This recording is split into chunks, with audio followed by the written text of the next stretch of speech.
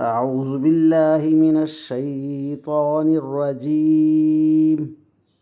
بسم الله الرحمن الرحيم.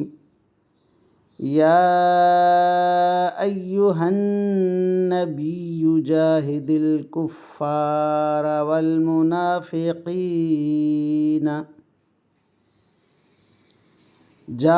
الكفار والمنافقين واغلظ عليهم ومأواهم جهنم وبئس المصير.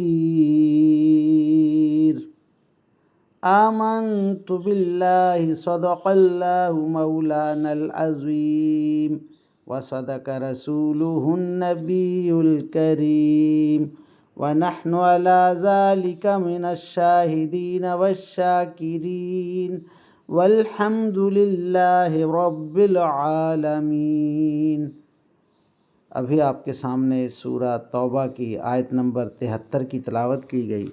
انشاءاللہ کچھ ہی دیر بعد عزت مآب راؤ شاہنواز صاحب اس آیت کا ترجمہ، تشریح اور تفسیر بیان فرمائیں گے. اللہ تعالیٰ سے دعا ہے کہ ہمارا پڑھنا، آپ لوگوں کا سننا اللہ تعالیٰ قبول و منظور فرمائے اور اس پر عمل کی توفیق عطا فرمائے. آمین یا رب العالمین. اعوذ باللہ من الشیطان الرجیم. بسم اللہ الرحمن الرحیم. ملتان سے شاہنواز تمام دوستوں کو السلام علیکم ورحمۃ اللہ وبرکاتہ. دوستان گرامی، آپ کے سامنے سورہ توبہ کی آیت نمبر 74 کی تلاوت کی گئی. اب اسی آیت کریمہ کی آسان تشریح ترجمہ مفتی تقی عثمانی کا لکھا ہوا اور تفسیر ابن کثیر سے حاضر خدمت ہے. اللہ تعالیٰ قرآن پاک میں ارشاد فرما رہا ہے، منافقوں کا ذکر ہے، یہ لوگ اللہ کی قسمیں کھا جاتے ہیں کہ انہوں نے فلاں بات نہیں کہی، حالانکہ انہوں نے کفر کی بات کہی، اور اپنے اسلام لانے کے بعد انہوں نے کفر اختیار کیا. انہوں نے وہ کام کرنے کا ارادہ کر لیا تھا جس میں یہ کامیابی حاصل نہ کر سکے، اور انہوں نے صرف اس بات کا بدلہ دیا کہ اللہ اور اس کے رسول صلی اللہ علیہ وسلم نے انہیں اپنے فضل سے مالدار بنا دیا. اب اگر یہ توبہ کر لیں تو ان کے حق میں بہتر ہوگا، اور اگر یہ منہ موڑیں گے تو اللہ ان کو دنیا اور آخرت میں دردناک عذاب دے گا، اور روئے زمین پر ان کا کوئی یار و مددگار نہ ہوگا. اب ان آیات کریمہ کی آسان تشریح. منافقین کا یہ وتیرہ تھا کہ وہ اپنی مجلس اور محفلوں میں کافرانہ باتیں کہتے رہتے تھے، لیکن جب ان سے پوچھا جاتا تو وہ صاف انکار کر دیتے اور قسمیں کھا لیتے تھے کہ ہم نے یہ بات نہیں کہی. مثلا ایک مرتبہ منافقین کے سردار عبداللہ بن ابی حضور علیہ الصلوۃ والسلام اور مسلمانوں کے بارے میں ایک انتہائی گستاخانہ بات کہی جسے نقل کرنا بھی مشکل ہے. اس کے بعد کہا تھا کہ جب ہم مدینے پہنچیں گے تو ہم میں سے باعزت لوگ ذلیلوں کو نکال باہر کریں گے. اللہ اکبر. اس کا ذکر خود قرآن کریم کی سورہ منافقین میں بھی آیا ہے، لیکن جب اس سے پوچھا گیا تو وہ مکر گیا اور قسمیں کھانے لگا کہ میں نے یہ نہیں کہا. روح المعانی میں یہ لکھا ہوا ہے، کتاب ہے. مراد یہ کہ اگرچہ دل سے تو وہ کبھی اسلام نہیں لائے، لیکن کم از کم زبان سے اسلام کا اقرار کرتے تھے.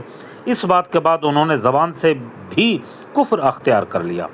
یہ کسی ایسے واقعے کی طرف اشارہ ہے جسے منافقین نے کوئی خفیہ سازش کی تھی مگر اس میں کامیاب نہیں ہو سکے. ایسے کئی واقعات عہد رسالت میں پیش آئے. مثلا ایک واقعہ اوپر بیان کیا گیا ہے کہ عبداللہ بن ابی نے یہ ناپاک ارادہ ظاہر کیا تھا کہ ہم مسلمانوں کو مدینہ سے نکال دیں گے. ظاہر ہے کہ وہ اپنی اسنی ڈینگ اور عملی جامہ پہنانے پر قادر نہیں ہوئے.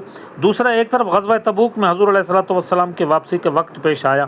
یہ واقعہ منافقین نے 12 آدمیوں کو بے نقاب کر دیا اور اس بات پر تعینات کیا انہیں کہ وہ ایک گھاٹی میں چھپ کر بیٹھیں اور جب حضور علیہ الصلوۃ والسلام وہاں سے گزریں تو آپ پر حملہ کر دیں. اس وقت حضرت حذیفہ بن یمان نے انہیں دیکھ لیا اور حضور علیہ الصلوۃ والسلام کو اطلاع کر دی. آپ صلی اللہ علیہ وسلم نے ان کو زور زور سے آواز دی تو ان پر ایسا رعب طاری ہوا کہ وہ بھاگ گئے. آپ نے بعد میں حضرت حذیفہ کو بتایا کہ یہ وہ منافقین تھے. اللہ اکبر. اب ان آیات کریمہ کی تفسیر ابن کثیر سے ایک روایت میں ہے کہ غزوہ تبوک سے واپسی پر حضور علیہ الصلوۃ والسلام نے اعلان کیا کہ عقبہ کے راستے جاؤں گا اور اس سے پہلے کوئی اور نہ آئے. حضرت حذیفہ آپ کی اونٹنی کی نکیل تھامے ہوئے تھے. حضرت عمار پیچھے چلا رہے تھے. ایک جماعت اپنی اونٹنیوں پر سوار ہو کر آ گئی. حضرت عمار نے ان کی سواریوں کو مارنا شروع کر دیا اور حضرت حذیفہ نے حضور علیہ الصلوۃ والسلام کے فرمان سے آپ کی سواری نیچے کی طرف چلانا شروع کر دی۔ جب آپ نیچے میدان میں آ گئے تو آپ صلی اللہ علیہ وسلم اتر گئے، اتنے میں عمار بھی واپس پہنچ گئے۔ آپ نے دریافت کیا یہ لوگ کون تھے؟ پہچانا بھی؟ حضرت عمار نے کہا منہ تو چھپے ہوئے تھے لیکن میں نے ان کی سواریوں کو پہچان لیا ہے۔ پوچھا کہ کیا ارادہ، جانتے ہو ان کا کیا ارادہ تھا؟ جواب دیا نہیں۔ آپ نے فرمایا انہوں نے یہ چاہا تھا کہ شور کر کے ہماری اونٹنی کو بھڑکا دیں اور ہمیں گرا دیں۔ اللہ اکبر! جس سے حضرت عمار نے ان کی تعداد دریافت کی تو آپ نے جواب دیا 14۔ آپ نے فرمایا اگر تو بھی ان میں شامل ہوتا تو پھر 15۔ حضور علیہ الصلوۃ والسلام نے ان میں سے 3 شخصوں کے نام گنوائے۔ انہوں نے کہا کہ اللہ ہم نے یہ منادی کی ندا نہیں سنی۔ اللہ اکبر! آپ ساتھیوں کہ کسی بد ارادے کا علم تھا۔ اللہ اکبر، اللہ اکبر۔ وآخر دعوانا ان الحمد للہ رب العالمین۔ اے میرے پروردگار، قرآن پاک پڑھا گیا، ترجمہ، تشریح اور تفسیر بیان کی گئی، اپنی بارگاہ میں منظور و مقبول فرما اور ہمارے لیے توشائے آخرت بنا دے۔ اے میرے پروردگار، تمام بیماروں کو شفائے کلی، شفائے کاملہ و عاجلہ عطا فرما۔ یا اللہ، جو ہسپتالوں میں ہیں، گھروں میں بھی ہیں اور جہاں پر بھی بیمار ہیں، جس بیماری میں مبتلا ہیں، یا اللہ ان تمام کو صحت و سلامتی عطا فرما۔ آمین یا رب العالمین۔